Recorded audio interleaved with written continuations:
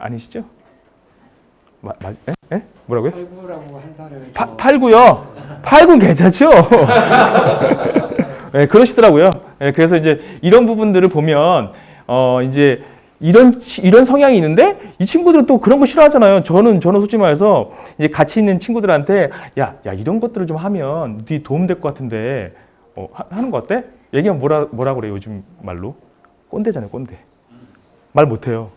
그래서 이거 되게 좋은 게 그 회사에서 일을 하다 보면 이거 누가 만약에 이걸 90년생이 마케팅을 했으면 이거 대단히 잘한 거다. 왜 그 생각했냐면 제가 뭔가 이슈가 있어갖고 뭔가 얘기를 딱 하려고 했는데 이거 얘기하면 꼰대 아니야? 자기 검열을 제가 하고 있는 거예요. 근데 이걸 얘기해야 되는 이슈였어요, 분명히. 잘못한 건 잘못했다고 지적을 했어야 되는데 그 꼰대란 말이 듣기 싫어서 얘기를 못 한 거예요. 그래서 그 생각을 하면서 와 이거 90년생들이 만약에 자기의 기득권을 위해서 누군가가 이런 식으로 마케팅을 했다면 정말 잘한 거구나. 그런 생각이 들더라고요. 그래서 이런 라이프 스타일이 필요하다. 왜냐하면 그 유형이 어떤 형태의 것들을 갖고 있는지 실제 막 지멋대로 하지만 어떤 부분에서는 되게 프로다운 느낌을 가질 때도 있어요. 그러니까 자기가 좋아하는 부분. 예를 들어서 그런 거죠. 지금은 예를 들어서 저희 80 나이가 이제 있는 분들한테는 예를 들어서 기본적으로 돈이 되게 중요하잖아요. 누구나 돈이 중요하죠. 근데 90년생들한테는 자기가 좋아하는 가치를 제공해 주는 게 더 좋을 때도 있어요. 오히려 그게 먹힐 때도 있어요. 그러니까 그런 부분들을 가져주는 거죠. 예를 들어서 맛이 절대적인 기준이야. 근데 실제 이 꼬마 애들은 아니고 이 90년생 애들이 그런 걸 좋아해요. 예를 들어서 맛은 뻔하잖아. 맛은 우리 집에 엄마도 김치찌개 잘해. 그럴 수 있잖아요. 근데 거기 가서는 내가 먹을 거는 맛이 아니에요. 맛은 그냥 아까 대표님 말씀하신 것처럼 기본만 만들어주고 그 다음엔 내가 좋아하는 요소들이 있으면 좋겠어. 그거 뭐냐? 좀 사진이 잘 나왔으면 좋겠고 내가 좀 자랑 좀 잘 할 수 있는 그런 상황이었으면 좋겠고 내 친구들 데리고 갔을 때 쪽팔리지 않았으면 좋겠고 이런 것도 있잖아요. 이런 것들을 요구할 수도 있어요. 그러니까 저희는 그런 라이프 스타일을 잘 이해할 때 소비자한테 적절한 메시지를 전달할 수 있다. 그것 때문에 라이프 스타일을 좀 봐달라. 저는 정보 습득을 제가 마케터라 그런지 모르겠는데 되게 SNS를 많이 활용해요. 그래서 오늘 예를 들어서 무슨 예가 있을까요? 제가 예를 들어서 브랜드를 만든다. 혹은 예를 들어서 어떤 메뉴를 제가 최근에 이제 그 온라인의 HMR 상품들을 만들 때 애들이 어떤 거를 이때 그 오프라인의 상품과 HMR 상품들 그러니까 온라인에서 판매하는 상품들은 또 다르잖아요, 되게. 그래서 그걸 어디에서 봐야 되는지 모르겠는 거예요. 근데 HMR 상품을 사는 사람들이 어린애들 그러니까 나이 든 사람들만 있는 게 아니잖아요. 네. 그래서 그거를 파악하려고 하다 보니까 이런 채널들이 있겠구나.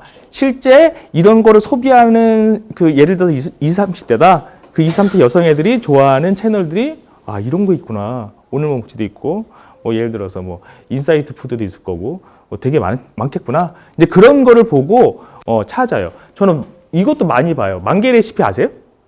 만개 레시피 뭐 할 때 쓰세요? 그냥 집에서 요리 할 때? 네네. 그렇게 쓸 수도 있죠. 저는 만개 레시피를 뭐 쓰냐면 새로운 메뉴 개발할 때. 거기 되게 완전히 돈 들지 않는 그 노하우들이 막 이렇게 올라와 있잖아요. 근데 재밌는 건 거기에 그런 레시피가 있으면, 호응이 있고 없고의 게시물이 있어요. 그러면 여기서 우리가 이해할 수 없는 포인트가 있어요. 예를 들어서. 밋밋한데 사람들이 되게 좋아해요. 좋아해서 보니까 예를 들어서 뭐가 있을까요? 떡볶이 곱창 좋아하세요? 떡볶이 곱창? 요즘에 또 그런 게 있다고 하더라고요. 떡볶이 곱창. 근데 예를 들어서 곱창 이상하다 생각할 수 있는데 거기에 그 떡볶이에 들어간 곱창 포인트 때문에 열광할 수 있다는 거죠. 그러면 저희는 그 게시물을 보고 여기서 이게 기본적으로 호응을 받았는데 여기에 어떤 요인들이 호응을 받았는지를 분석해보면 그 제품의 트렌드를 알 수 있어요. 예를 들어 어떤 소재가 좀 요즘 잘 팔리는구나. 예를 들어서 마라탕이 잘 팔리는구나. 마라탕 요소가 잘 팔리는구나. 그럼 마라탕에다가 그냥 마라탕만 남들은 마라탕 다 하니까 재미없잖아요. 그럼 뭘 해야지 좀 더 앞서간 형태의 그 온라인 상품을 할 수 있나? 그럼 뭐 예를 들어서 마라 떡볶이, 예를 들어서 뭐 그런 식으로 마라가 트렌드면 마라를 해서 베리에이션하는 형태의 다른 상품들을 미리 개발해서 한다든지, 아니면 마라 만두를 만들어 볼까? 뭐 이런 것들, 이제 그런 것들을 보는 거죠. 근데 이제 이거는 너무 단편적인 거잖아. 예를 들어서 거기에 하나만 있다고 해서 이게 뭐랄까 큰 흐름상에서 그 소재가 뭔가 그 각광을 받고 있다는 걸 어떻게 증명해? 그렇게 생각할 수 있잖아요. 그 나중에 알려드릴게요. 그래서 이런 것들을 보시면 여기서 중복되는 게 있어요. 중복되는 게. 그러면 제가 어떤 걸 느꼈냐면, 오늘 뭐 먹지에서 뭐가 나오고 맛집 뉴스에서 뭐가 나오고 핫플레이스에서 중복이 된다. 예를 들어서 그러면 저는 거기 꼭 가봐요. 꼭 가봐요. 네. 그러면 검증이 되는 거죠. 네. 그러면 근데 그렇게 정도 가보면 대부분 바글바글해요. 웨이팅 하고 있어요. 그래서 그런 형태로 좀 만들 수 있다. 그래서 이런 부분들을 그쪽에서 쉽게, 그래서 저도 뭐 대부분 많이 그러시지만, 막 화장실 갈 때도 막 이게 핸드폰 보고 막 이렇게 하잖아요. 그럼 사람이랑 인사를 잘 안 해요. 그래서 되게 제가 싸가지가 없어 보이나 봐요. 그래서 그런 오해를 받을 정도로 이런 걸 되게 많이 봐요. 집에 자기 전에도 다 그러시지만 또 봐요. 이렇게 하다 보니까 거기에 중복되는 것들, 이런 이슈들, 이런 것들이 나름은 막 이렇게 막 빠삭하진 않더라도, 대충은 이런 게 흐름이 있구나.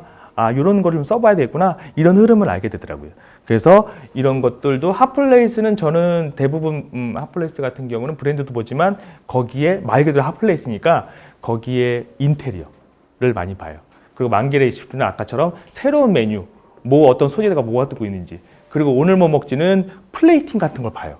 오늘 뭐 먹지는 정말 그 돈 되게 하는 플레이팅을 너무 잘해요. 그래서 이 플레이팅을 활용하셔갖고 런칭하는 브랜드의 메뉴 플레이팅을 활용해 보시는 거예요. 아까처럼 뭐 예를 들어서 탕수육이요. 탕수육을 보통 길게 넣는데 이거 이렇게 잘라서 한번 넣어보자. 불편할 수 있겠지만 이렇게 해갖고 좀 객단가를 높이는 형태로 조금만 팔아보는 건 어때? 이렇게 한번 해볼 수 있잖아요. 그런 형태로 접근해 보는 거죠. 제가 어저께 뭐였죠? 중화복층 골드, 그죠? 중화복층 골드라는 데 갔어요. 거기 정지선 셰프라고 아세요? 그 중국 이연복 셰프님, 수제자라는 여자분이세요. 지금 익선동에 홍롱롱이라는 브랜드도 만드시고 하시는 분인데, 아무튼 그분이 거기서 이제 만들고 했다고 하더라고요. 그래서 모카솜 뭐였죠? 모카솜 탕수육? 네, 탕수육이었나? 근데 모카솜 탕수육, 그럼 모카솜 탕수육이면 어떤 비주얼을 기대하세요? 흰색. 흰색, 그쵸? 흰색인데 어떤 형태를 기대하세요? 모카솜이면? 동그란 거. 그쵸. 다른 분 안 계세요? 모카솜이라고 그럴 필요 있냐? 모카솜이 좀 긴 모카솜 없냐? 뭐 이런 거 없어요? 이런 분? 네? 그런 의견 없으신가요? 다 모카솜이면 동그란 거예요? 맞아요. 네. 그래서 저도 당연히 그 지인이랑 그 모카솜 탕수육을 시켰는데, 모카솜 탕수육 그 새우 들어가 있는 게 이만큼 긴 거예요. 전 뭐 칡인 줄 알았어요, 칡. 너무 깬 거죠. 저는 그 몽글몽글하고 좀 귀엽고 막 이런 모카솜 탕수육을 기대했는데 전혀 다른 거예요. 이제 이런 것들을 볼 수 있는 거죠. 모카솜 탕수육이면 어떤 비주얼로 가야 되는지. 이게 모카솜 탕수육이라는 게 소비자들한테 언급이 되고 있는지. 그러면 굳이 모카솜 탕수육? 그래, 모카솜 탕수육만 할 필요 있나요? 뭐 예를 들어서 뭐 치킨 뭐 예를 들어서 텐더라든지 뭐 이런 거 집어넣고 뭐 할 수 있을 거 아니에요. 그러면 또 BBQ 나오는 거 아닌가요? 또 그런 식으로. 예를 들어서 BBQ든지 뭐 요즘에 그런 거 많이 하던데, BBQ 쪽에도, BBQ 닭집 쪽에서 그런 거 많이 하는 것 같은데, 치즈볼인가요? 네, 치즈볼 같은 거. 그런 거. 그리고 또 네네가 인수한 게 그거죠. 그 마약 드신 분 주먹밥인데. 네네네네, 그거 그 주먹밥. 그런 형태로 그 서브로, 봉구스 받고, 그거 같이 걔네 세트로 같이 팔면서, 같이 그런 식으로 사이드 메뉴를 팔면서 되게 재미를 보고 있다고 지인이 그러더라고요. 그런 것들이죠. 그런 형태로 할 수 있느냐가 되게 필요한 것들이에요. 예를 들어 나는 치킨만 해. 그랬으면 그거 절대 못했죠. 네. 뜬금없이 지네 무슨 라주기 같은 거 만들잖아요. 라주기 막 중국 음식인데, 막 중국 그 치킨인데, 막 그런 형태로 막 만들어갖고 메뉴 만들잖아요. 네. 그런 형태로 할 수 있는 거죠. 근데 그런 것들이 있으려면 이런 좀 정보들이 좀 필요하다. 또 제가 정보 습득하는 건 예를 들어서 해시태그를 좀 써보고 싶은데, 어떤 해시태그가 양이 많은지 모르잖아요. 아세요? 내가 알고 있는 해시태그 많은 거 알고 있다. 아무거나 한번 대주세요. 아시는 분 계세요? 그냥 내가 쓰는 것 중에서 뭐 많은 게 그런 분 계시나요? 없어요? 뭐 맛집 이런 거 말씀. 맛집도 괜찮아요. 뭐가 있을까요? 아, 그냥 맛집? 네. 아, 어디 맛집. 그쵸. 제가 이게 항상 어려운 게 그냥 맛집 이런 건 누구나 치니까요. 이제 이런 거 말고 조금 세분화된 타켓을 알아야 할 때가 있어요. 예를 들어 맛집은 서울 맛집일 수도 있고, 뭐 예를 들어 제주도 맛집일 수도 있고, 뭐 예를 들어 미국 맛집일 수도 있잖아요. 근데 그 사람들이 실질적인 우리 타켓이 되기는 어렵잖아요. 예. 그러니까 이제 이런 것들을 해시태그 양을 봐야 되는데 이걸 일일이 다 검색하기 어렵잖아요. 찾아보기 어렵잖아요. 그러니까 이거를 이런 그 스타태그라는 사이트에 들어가갖고 거기서 특정한 내용들을 검색해 보시면 이 내용들이 이렇게 친절하게 나오더라. 태그 분석 결과 값들이 이렇게 나오더라. 이게 게시물 수예요. 게시물 수고, 네, 트렌드 지수. 이 트렌드 지수가 높은 데가 지금 되게 활발하게 움직이는 데예요. 그러면 예를 들어서 내가 인스타용 브랜드를 만들고 싶다. 그러면 저 인스타 해시태그 게시물이 활발한 데를 공략하는 게 맞겠죠. 네, 그런 형태를 보시면 돼요. 그래서 이런 거를 활용해서 해시태그의 정보량과 이런 것들을 판단하시고 내가 공략해야 될 해시태그가 어떤 건지. 뭐 예를 들어 그런 거 있잖아요. 제가 파스타를 해요. 파스타를 하면 파스타 맛집보다 오히려 망원 파스타가 더 많을 수도 있어요. 파스타 맛집보다. 네. 그러면 근데 나는 파스타를 팔기 때문에 파스타 맛집을 해야 맞는 거 아니야? 라고 생각할 수 있어요. 어떤 게 맞을까요? 그 검색량이 적어도 타겟팅을 명확하게 하는 게 맞다. 1번. 검색량이 그러니까 타겟팅이 명확하지 않더라도 양이 기본적으로 많은 게 맞다. 2번. 어떤 걸 선택하시겠어요? 1번이요? 타겟팅 하는 게 맞다. 다 동의하시나요? 2번을 좀 하실 분 안 계신가요?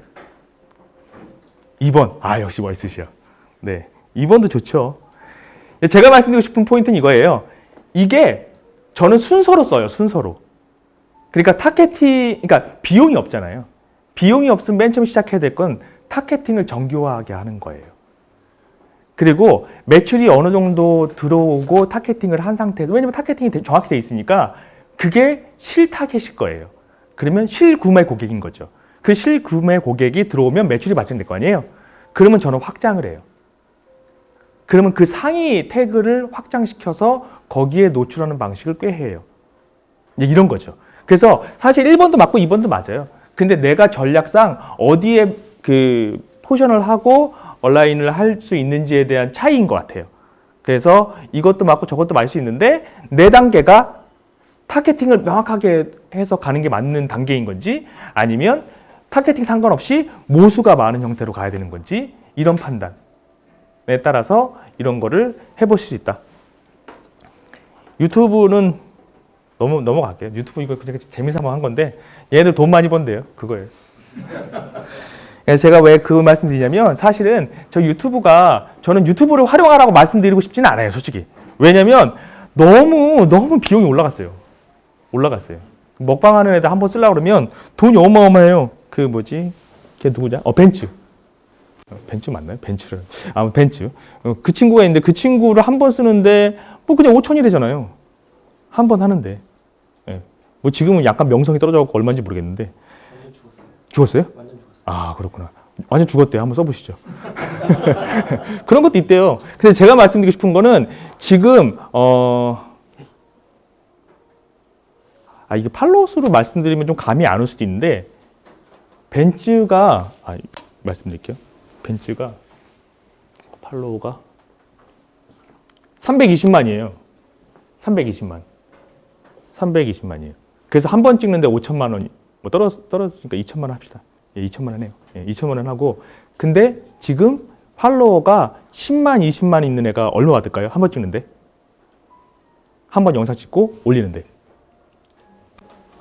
500만 원이요? 얼마요? 500에서 1000.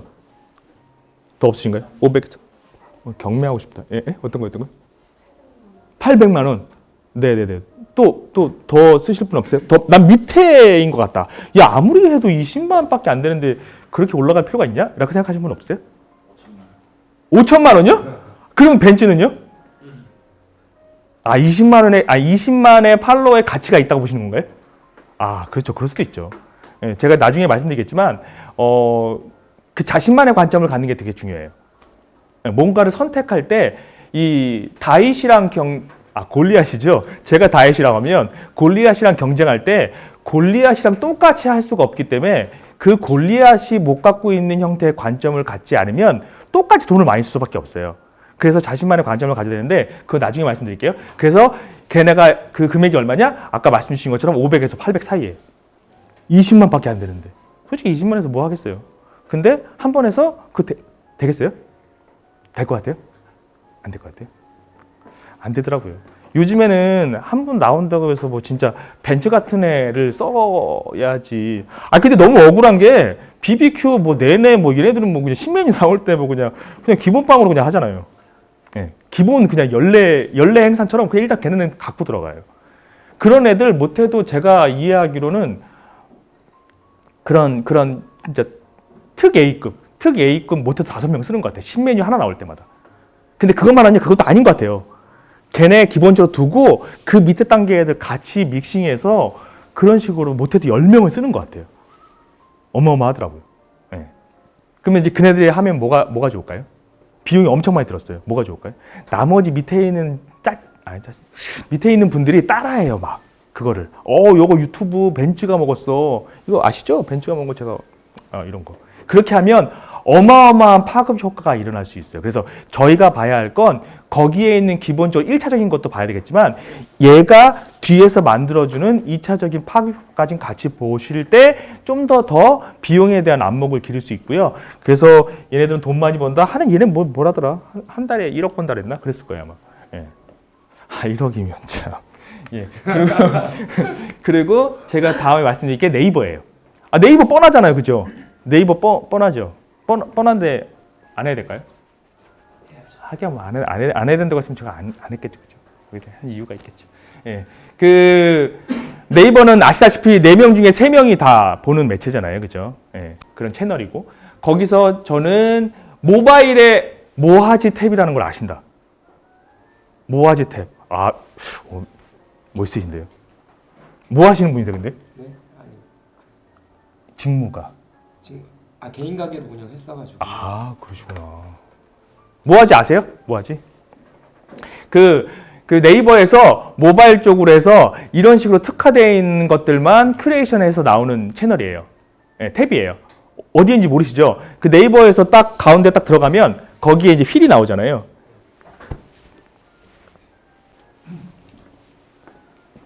이런 것도 한 번씩 해드려야 이해도가 높으시더라고요.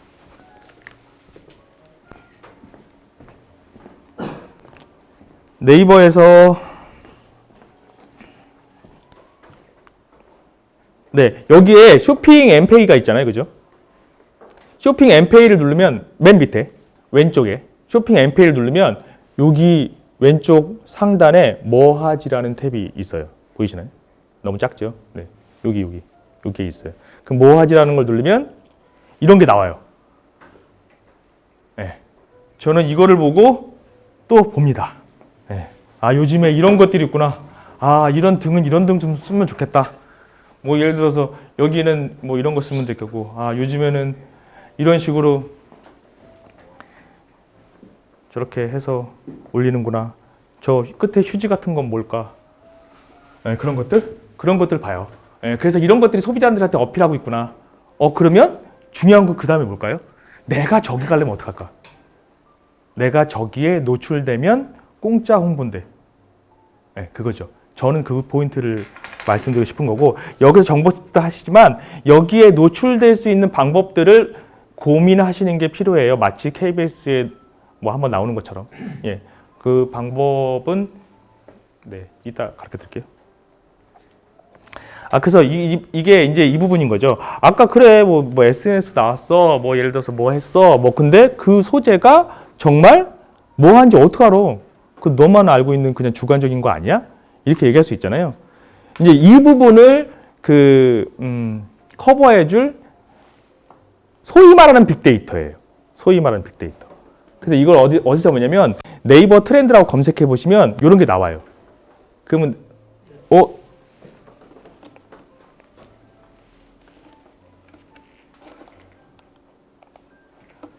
네이버 트렌드 가시면 이런 게 나오는데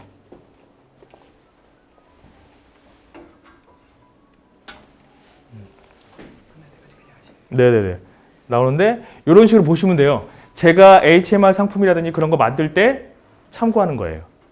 이게 1년 데이터거든요. 1년 데이터, 이건 뭐 데이터는 사실 1년도 해도 되고 2년도 되고 3년도 되고 다 해도 돼요. 예. 근데 저는 이제 최근 1년 데이터를 봐요. 이렇게 보고 여기서 냉동 간편 조리식품을 보는데 여기서 저 10위 안에 공통적인 요인이 뭘까? 이렇게 보는 거죠. 근데 봤는데 다이어트 도시락, 그리고 임셰프 도시락, 그리고 샐러드. 그럼 뭐가 저희는 여기서 뭘 볼 수 있을까요? 네? 어떤 거예요? 어떤 거예요? 임셰프 도시락. 아세요? 아니, 그래요. 네. 모를 수 있죠. 뭐 이거는 다이어트 하시는 분, 그러니까 다이어트도 정확히 말하면 다이어트가 아니고 그 몸 키우시면 다이어트 하시는 분 있잖아요. 그런 분들한테 되게 각광이래요. 근데 어찌됐건 제가 말씀드리고 싶은 건 되게 그런 그 다이어트 이뻐 보이는 그런 형태의 제품들을 실제로 소비하는구나를 이해할 수 있잖아요. 그러면 여기서 요 키워드와 아까 SNS에서 나왔던 키워드들을 매칭해 보시는 거예요. 그래서 여기서 중복되는 게 있다. 그러면 해야죠. 네. 근데 만약에 이제 더 나가서 저희가 해야 될 건 여기서 그 다음 트렌드를 만들어 갈 건 뭔가까지 보시면 사실 대박인 거죠.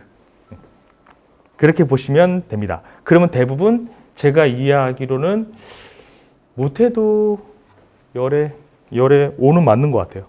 5는 맞는 것 같아요. 물론 비슷한 시기에 갈 수도 있고 같이 소재를 같이 쓰고 갈 수도 있고 그럴 수도 있는데 일단 이런 부분들을 활용해 보시면 그 데이터에 대한 신뢰도 그리고 내가 하려고 하는 거에 대한 결국에 이 데이터를 본다는 거는 내가 뭔가를 하는 거에 대한 의사결정에 좀 더 그 명확한 기준을 주는 거잖아요. 예, 그런 부분에서 이제 활용해 보시면 되겠다. 그리고 이제 마케팅 목표에 따른 전개를 좀 말씀을 드릴게요. 그래서 이런 걸 이제 보시고 이런 형태의 데이터를 취합하시고 그 다음에 필요하신 건 이제 목표를 세워야 될 거 아니에요. 예를 들어서 제가 이 상태로 한 상태에서 이거는 여러 가지 요인이 있죠. 브랜딩 하는데 뭐 예를 들어서 만드는데 요인이 여러 가지 있는데 일단 요와 같은 과정을 거치시고 그 다음에 이제 끝난 건 아니잖아요. 실제 행해야 되잖아요. 행하는 거에 대한 그 부분인 겁니다. 그래서 목표 많잖아요. 그 가장 저기한 건 매출인 거고, 그죠? 그리고 또 두 번째는 아니지만 또 다른 거는 브랜딩이고, 그죠? 브랜드에 대한 거고. 어떤 거 하시겠어요? 아까 저희 의류 하시는 분께서는 또 그런 말씀 하셨잖아요. 매출이 우선인지 브랜드에 대한 게 우선인지 잘 모르시겠다고. 어떤 게 맞을까요? 사실 이거 답이 없어요. 이게 뭐 어떤 게 맞다고 하기 어려운 것 같아요. 오히려 그거를 맞다 그러다를 얘기하려면 제가 이 브랜드에 대한 가치를 어디에 두고 있느냐인 것 같아요.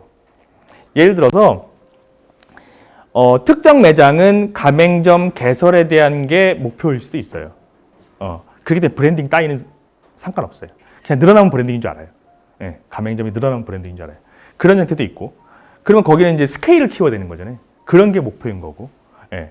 또 어디는 뭐 예를 들어서 사람은 정확히 말하면 매출은 좀 안 나와도 돼. 매출은 좀 안 나와도 되는데 되게 잘 되는 매장처럼 보여줘. 그게 목표일 수도 있어요. 왜냐면 예를 들어서 우리 비즈니스를 셀링하기 위해서 누군가에게 예를 들어서 M&A 할 때 그런 거 많이 해요. M&A 할 때, 팔 때. 예. 우리 그 브랜드를, 우리 기업을 팔려고 하는데 뭔가 좀 가치가 좀 더 많아야 되잖아요. 그래서 그런 것들이 필요해. 그런 쇼잉이. 그래서 갑자기 안 쓰던 브랜드가 매출이 저조한 브랜드가 갑자기 이상하게 스타를 쓰거나 모 브랜드가 그랬죠. 모 브랜드가 뭘 팔려고 뜬금없이 소지섭을 썼어요. 예, 그 브랜드가 그 외식 브랜드였는데 썼어요. 그러고 나서 저 왜 쓰지? 하고 이렇게 팔로우업을 하고 있다 보니까 계속 팔려고 준비 중이었던 거예요. 그래서 뜬금없이 소지섭을 그때 한참 주가를 올리던 소지섭을 쓰고 결국에는 못 팔았다는. 예, 못 팔았어요. 예. 그게 뭐 타이밍도 맞아야 되니까요. 예. 그래서 이제 이런 부분이죠. 그래서 저는 매출이 먼저냐 브랜딩이 먼저냐라는 게 사실 지금은 사실 되게 혼재되어 있어서 의미가 없는 것 같아요. 근데 그래도 그럼 이건 있을 거 아니에요. 내가 브랜딩을 하고 싶어, 매출을 하고 싶어. 이건 있을 거 아니에요. 목표는 뭐 어떻게 되든 상관없지만 예를 들어 난 브랜드를 좀 더 브랜딩을 빌드업하는 걸 좀 더 하고 싶어. 아니면 난 그런 건 좀 뭐 괜찮고 일단 돈이 좀 되게 했으면 좋겠어. 이런 건 있을 거 아니에요. 그런 거는 없으신가요? 사업에 제 생각에는 네네네. 저라면 일단 매출을 키우고 어느 정도 이제 정상 궤도에 뭐 안정화 되면은 그때 브랜딩을 좀 투자를 하든지 할 좀 손익분기점. 네네. 손익분기점. 아, 손익분기점. 그렇죠. 아유, 똑똑한 말씀하시네. 예, 그러니까 이런 부분 되게 매력적인 대답인 것 같아요. 되게 좋아하지 않을까요? 대표들이? 아, 대표님들이. 예. 좋아하시겠죠. 예. 예? 대표님, 누가 대표님이세요? 아니시죠? 예. 예. 그래서 아무튼 예, 이런 부분들. 그래서 그런 거를 갖고 있잖아요. 근데 다른 의견 없어요? 아, 지금 무슨 매출이 뭐가 중요해? 예를 들어서 이슈가 되고 뭔가 브랜딩이 돼야지. 그것도 그 다음 거를 하든지 매출을 하든지 뭐 아니면 뭐 이것도 할 수 있지 않나? 아무리 뭐 예를 들어서 뭐 브랜딩이 안 되는데 매출이 어떻게 나와? 인지가 안 되는데 어떻게 돼? 이렇게 할 수 있잖아요. 다른 의견 없으세요? 브랜딩이 좀 괜찮다. 나는 브랜딩이 선이 돼야 될 것 같다. 그래서 제가 질문 드린 거 보면 거의 대부분 선호가 없어요. 선호가 없어요.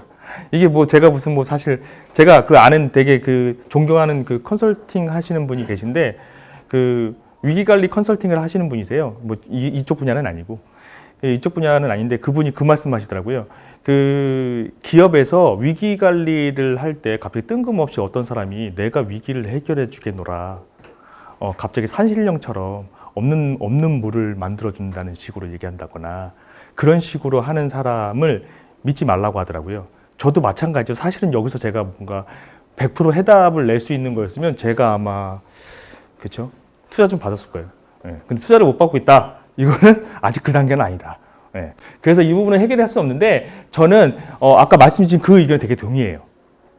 왜냐하면 브랜딩이라는 건 결국에는 비용을 써야 되는 거잖아요. 근데 이 비용을 쓰려면 어느 정도 룸이 있어야 돼요.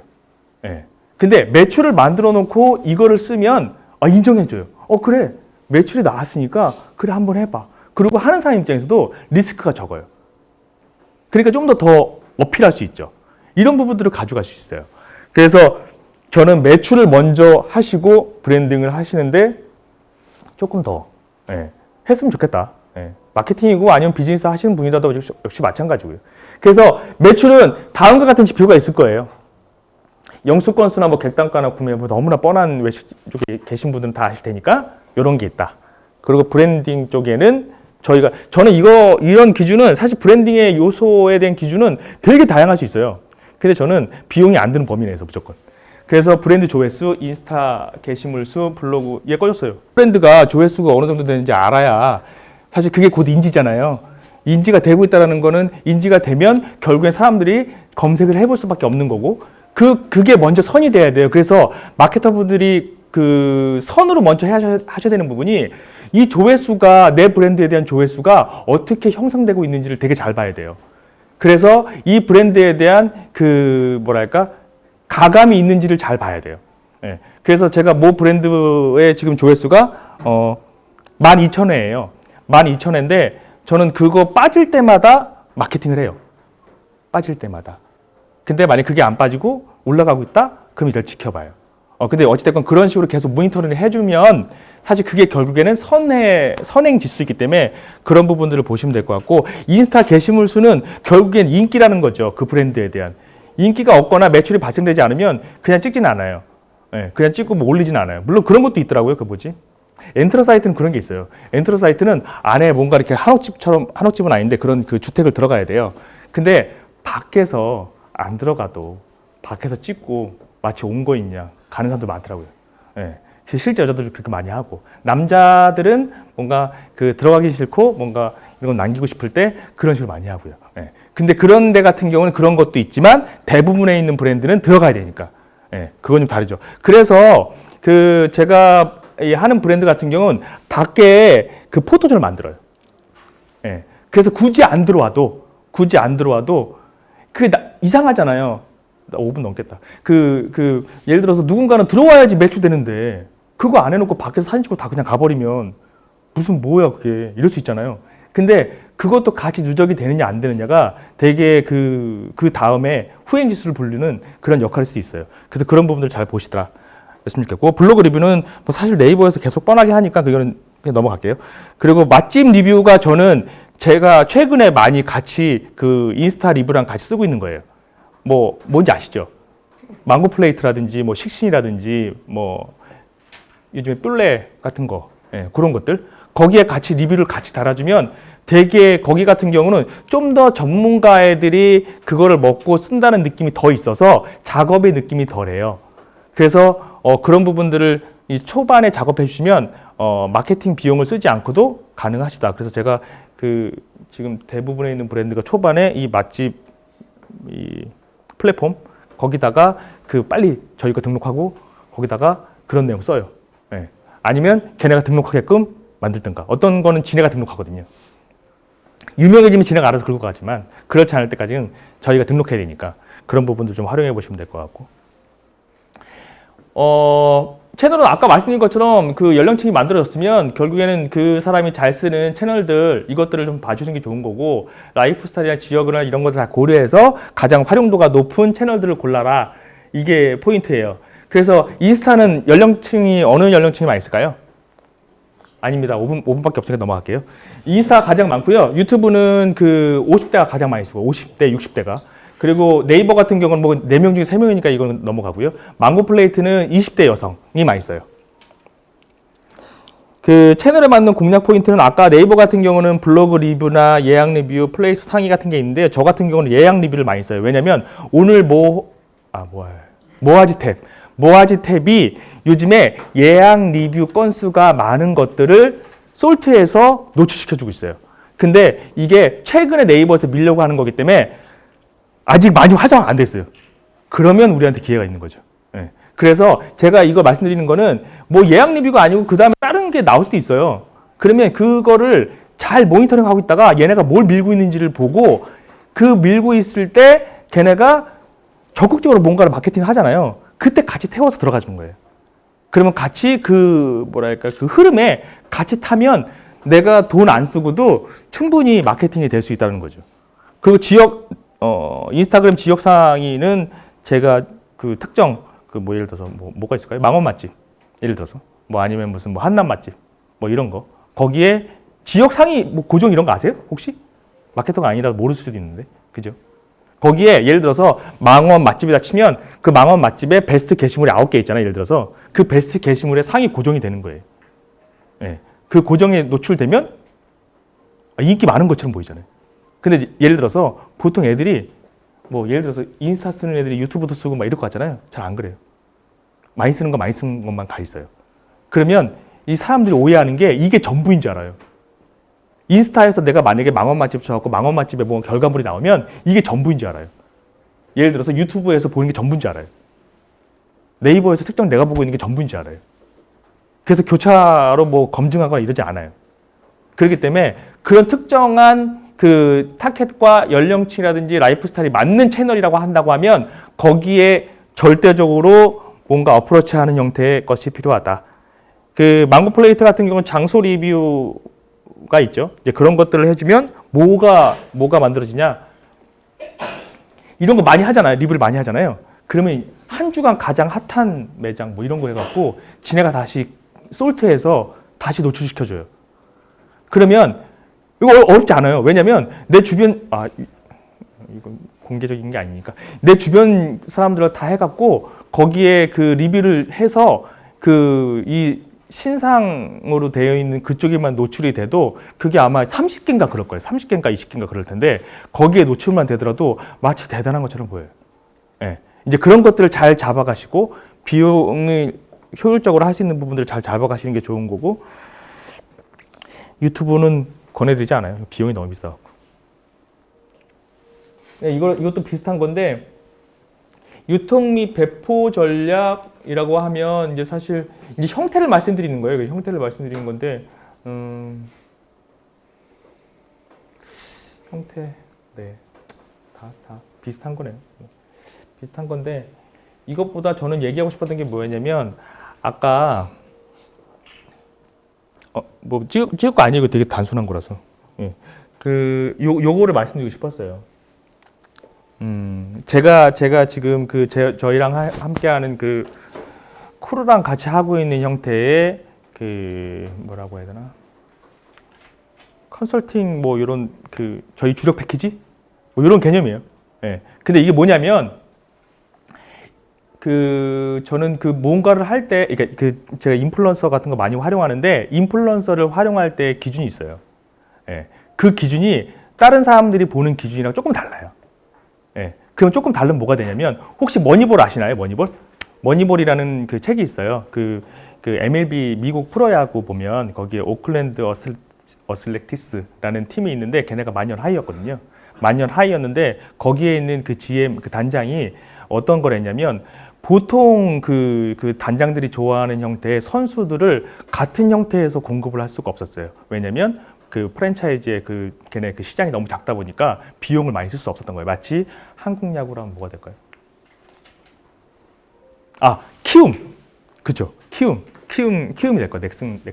예, 넥센. 예. 그런 기업이 될 텐데 그래서 거기는 뭘로 했냐면 보통 야구 하시면 야구는 어떤 스타일의 선수를 뽑았을 때 그 경기의 승리에 좀 가까울까요? 야구 좋아하시는 분 계신가요? 요건 이제 거의 끝나가서 제가 질문해도 될 것 같아요. 투수도 투수 나름이잖아요. 어떤 유형의 투수, 예를 들어 유현진 같은 투수의 유형이 좋은 건지 아니면 예를 들어서 강속구를 뿌리는 어떤 투수의 유형이 좋은 건지 아니면 그런 거 없어도 예를 들어서 원포인트 릴리프 같은 형태의 어떤 형태가 좋은 건지 그런 게 있을 거 아니에요. 저는 이제 그걸 말씀드리고 싶었던 거예요. 그래서 이 머니볼의 GM 이 단장은 어떤 걸 했냐면 보통 잘 알고 있는 타자는 홈런을 잘 쳐야 되고 그리고 타율이 높아야 되고 장타력이 높아야 되고 예를 들어 투수는 예를 들어 삼진을 많이 잡아야 되고 그 강속구 형태의 투수여야 되고 그리고 대학을 꼭 나와야 되는 형태만 기존에 있는 GM들이 뽑았어요. 돈 많은 애들이 뽑았어요. 그렇게 뽑았어요. 그런 기준으로. 너무나 당연한 거 같잖아요. 근데 얘는 그 단장은 룰을 바꿨어요. 룰을 뭘로 바꿨냐면 세이버 매트릭스라는 개념이 있는데 자기가 다른 관점으로 선수를 수급하는 방식의 관점을 파악하게 됐어요. 그래서 어떤 형태로 바꿨냐면 타자를 뭐 이렇게 빠른 예를 들어서 기존에는 도루 잘하고 발 빠르고 막 이런 선수를 뽑았단 말이에요. 근데 그런 선수 안 뽑고 오히려 뚱뚱해도 좋아. 근데 늦게까지 공을 보고 포볼을 많이 골라내는 선수를 뽑아. 예를 들어서 투수도 대학생 애들을 다 뽑아가니까 내가 뽑아갈 게 없잖아요. 그래서 걔네들은 고등학생을 뽑아요. 그래서 어떤 결과를 얻었냐면 걔네는 그 지표가 그 지표를 통해서 걔네는 제가 이해하기로는 6년 지구 우승을 계속했고요. 뭐 뉴욕 양키스라든지 뭐 LA 달스나 이런 팀들에 대비해서 거의 10분의 1밖에 쓰질 않아요. 뭐 예를 들어서 선수 한 명의 연봉보다 걔네 팀 연봉이 작아요. 그 정도로 작아요. 근데 그 팀은 결국에는 다윗인 거잖아요. 근데 그 다윗이 똑같이 뉴욕 양키스랑 돈 싸움에서 이길 수가 없죠. 그래서 걔네는 그런 관점을 개발한 거예요.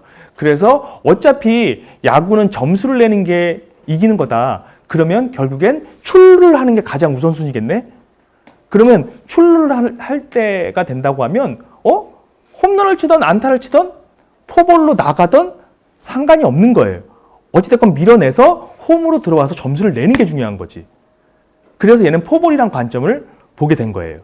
그래서 포볼이란 관점으로 사람을 뽑다 보니까 비용이 엄청 저렴하겠죠. 왜냐면 큰 기업들은 걔네를 뽑지 않았거든요. 퇴물이라고 버렸어요. 근데 걔네는 그런 가치를 개발해서 그런 세이브 매트릭스라는 그거를 통해서 사람을 뽑아서 지구 우승을 했어요. 그래서 제가 이걸 말씀드린 게 뭐냐면 예를 들어서 이걸 자세하게 말씀드리긴 되게 어려울 것 같아요. 왜냐면 제가 먹고 사는 거라서. 다만 이런 관점이 필요하다. 이런 관점을 통해서 만약에 비즈니스를 한다면 되게 좋다는 거를 말씀드리는 건데 한 가지 예를 들면 인게이지먼트가 뭔지 아시죠? 인게이지먼트는 참여도잖아요. 그 특정 게시물에 저는 참여도가 높은 것만 뽑아요. 네. 그거를 통해서 뭔가를 해요. 죄송합니다. 너무 자세한 건 알려드리기 어렵고 아무튼 근데 그 일반적으로 보는 기준이랑 저는 달라요. 보통 기준은 이렇게 얘기 드릴게요. 보통은 게시물이 이게 효과가 있다 없다를 뭘로 판단할까요? 좋아요로 보통 사람들은 판단하죠, 그죠? 예. 근데 저는 좋아요가 그 효과가 없다라고 느껴요. 예. 왜냐하면 실제로 저 아까 지역상이 뭐 이런 얘기 했잖아요. 작업하는 사람도 많거든요. 그러면 거기에 작업하는 애들도 많을 수 있어요. 예를 들어서 내가 인스타로 돈 버는 만약에 그런 그 인플루언서다. 그러면 내 계정을 키워야 되잖아요. 내 계정을 그런 식으로 매크로 시켜서 계정을 키워요. 그러면 실질적으로 고객한테 연결이 안 되는 그런 인플루언서들이 너무 많아요. 그런 계정이 너무 많고. 그러면 우리가 그걸 어떻게 구분할까요? 그 구분하는 건 좋은 거니까 가르쳐 드릴게요.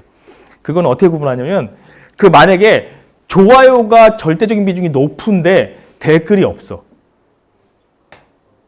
그리고 거기에 좋아요로 들어갔는데 댓글이 좀 있어요. 괜찮겠네. 근데 댓글을 보니까 뭐 이상한 영어 댓글이 많고 뭐 아랍어 댓글이 이런 거 있잖아요. 다 매크로한 거예요, 그건. 그런 댓글은 다 피하셔야 돼요. 그리고 거기서 실질적으로 저희가 봐야 되는 댓글들은 태그를 많이 해주느냐. 그러면 댓글에 대한 절대 비중이 높아야 되겠죠. 그러면 거기 게시물을 보시다 보면 태그가 많이 되는 게시물이 있어요. 예를 들어서 뭐 특정한 어떤 채널도 있고 그런 것도 있는데 그런 게시물을 잘 보시면 그런 것들이 보여요. 그러면 저희가 같은 돈을 쓰고도 효과가 훨씬 날 수도 있고 그 친구들은 제가 지금 특정 브랜드를 계속 연달아 하고 있는데 그 인플루언서를 제가 쓸 때는 좀 웃긴 얘기지만 비용이 하나도 안 들어요. 비용이 하나도 안 들어요. 예. 그래서 어떤 그 브랜드는 비용을 들게 제가 이제 그 비용을 왜냐면 제가 어떤 특정한 그 온라인 브랜드를 보니까 그 브랜드가 런칭할 때 되게 파급 효과가 있더라고요. 근데 그 파급 효과가 있을 때 돈으로만 하는 것 같지가 않아요.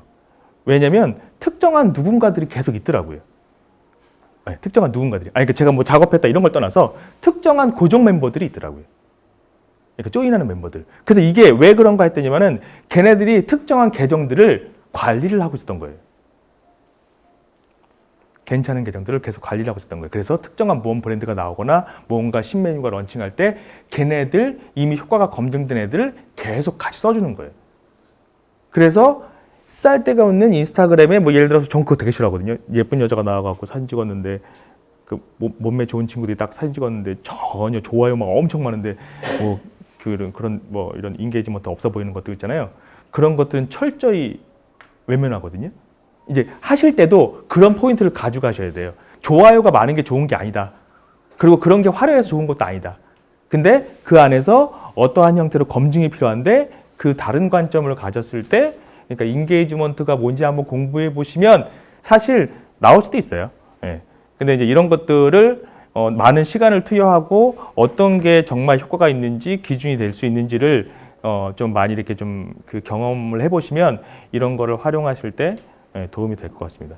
그래서 팁안이 뭐 얘기한다고 해서 얘기 하나도 안 한 것 같은데 그래서 이런 분께 팁이 될 수 있을 것 같고 그 실제 제가 그런 형태로 한 사례를 말씀드릴게요. 아까 석유 뭐 계속 말씀드렸잖아요. 이게 특정 브랜드가 제2 브랜드로 런칭한 거예요.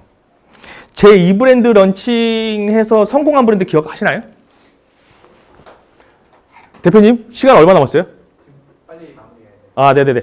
그래서 이 석유 같은 건 이런 형태로 했어요, 작업을. 아까 말씀드렸죠. 망원 동네 뭐 사장님들이 인정한 뭐 어쩌고저쩌고 이런 식으로. 이런 식으로 컨셉을 잡았고, 저 두 번째는 인사이트 푸드라는 그 20대 그 친구들이, 여성들이 가장 좋아하는 페이스북 채널이 있어요. 인스타그램 채널이랑. 그 인사이드 푸드라는 채널이 있는데, 그 인사이드 푸드 채널의 그 무드를 그대로 따왔어요. 마치 인사이드 푸드에서 한 것처럼. 그래서 이거에 대한 레이아웃에 익숙한 애들은 이걸 보자마자 인사이트 푸드 게시물인지 알았을 거예요.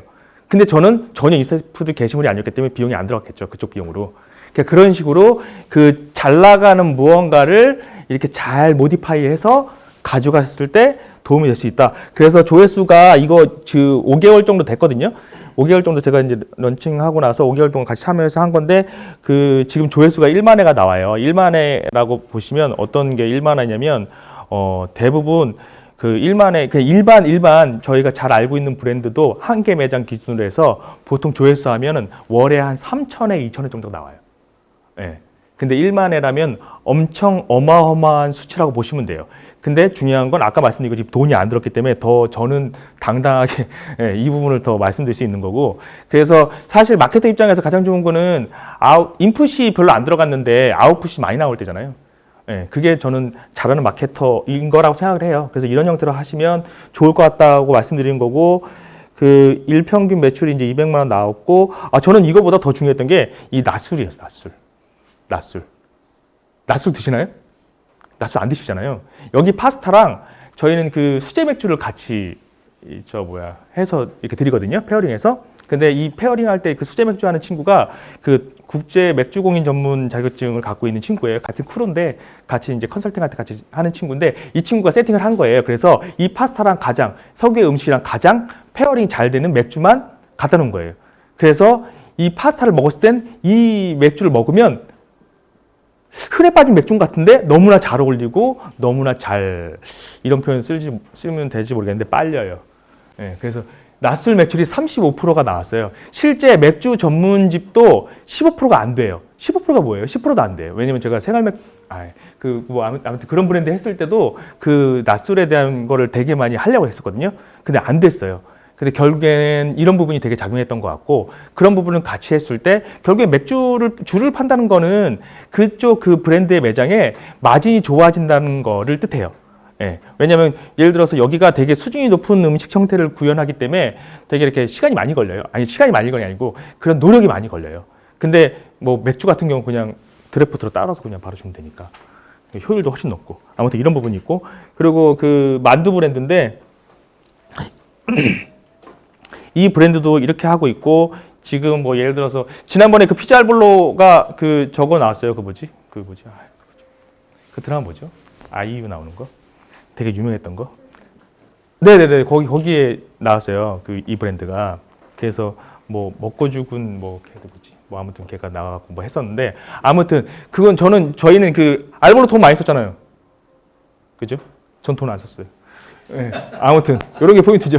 네, 그래서 거기에 나가기도 했었고, 아무튼 뭐 이런 부분들, 인스타들 이런 걸 잘 활용해서 이런 결과가 나왔는데, 사실 이거를 얘기를 뭐 길게 드릴 수 있는 것들도 있긴 한데, 그냥 이렇게만 할게요. 예, 그래서 이런 사례도 있었어요. 그래서 이런 사례도 있고, 지금 그 런칭한 사례도 몇 개 있고 한데, 어찌됐건 제가 여기서 얘기하고 싶었던 건 이제 다 끝났거든요. 얘기하고 싶은 거는 막 이런 거를 통해서 막 어떻게 했다 이런 게 중요한 게 아니고, 저는 이 프랜차이즈라는 게 사실은 상대적으로 돈이 없을 수밖에 없어요. 그러니까 항상 다윗일 수밖에 없는 거죠. 그러면 내가 다윗일 때 골리앗을 어떻게 넘어뜨릴 수 있는지를 계속 고민하시고, 계속 마케터의 입장으로 이런 브랜딩의 요소들을 연구해 보시고 고민해 보셨을 때 매출이라든지 브랜딩이 된다라고 말씀을 드리고 싶어요. 그래서 제가 준비한 건 다 끝났고요. 이거 제가 좋아하는 문구라서 그냥 공유 드리는 거예요. 그냥 제가 개인적으로 저 이 아저씨가 누군지 몰라요. 근데 그 알랭 디카스라고 되게 유명한 아저씨인가 봐요. 셰프 하시는 분인데 근데 이분이 그런 말씀을 하셨대요. 모든 감각에 맛있는 기억을 남기자라고 그 무슨 자서전 같은 영화를 만들었나 봐요. 그래서 그거에서 이제 이 얘기를 했나 봐요. 근데 저는 이 문구가 지금의 제가 추구하는 그 외식 F&B의 브랜딩에 너무나 잘 맞는 한 문장이지 않을까?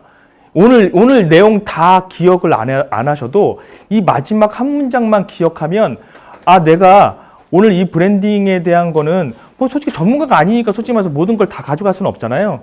근데 아, 요거 하나는 얻은 것 같다라고 느끼실 만한 문장이지 않을까 싶어서 적어봤고요. 다들 네, 고생하셨고요. 긴 시간 또 그 지루했던 또 내용들도 들어주시고 또 하셨는데 감사드리고요. 그 혹시라도 제가 뭐 이게 뭐 그 일이 그런 거긴 한데 그런 거 아니어도 저 많이 도와줘요.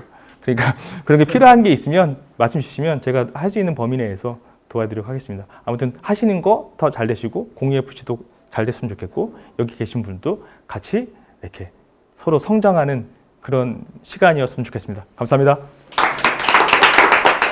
고생하셨습니다.